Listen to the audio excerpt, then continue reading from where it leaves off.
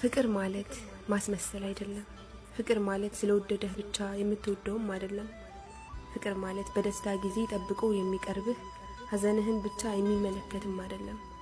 ፍቅር ማለት በይሉኝታ የሚታሰር አንተነትህን ባወቀህ ልክ የሚተችህም አይደለም። ፍቅር ማለት ለብቸኝነት የሚዳርግ ሲቸግርህ የሚርቅ የክብር ጉዳይም አይደለም። ፍቅር እውነተኛ ስሜት ነው። የሌሎችን ስሜት ሳይሆን የራስን ስሜት የምታዳምጥበት፣ ልብህን ከፍተህ የምታስቀምጥበት፣ በደስታው ደምቀህ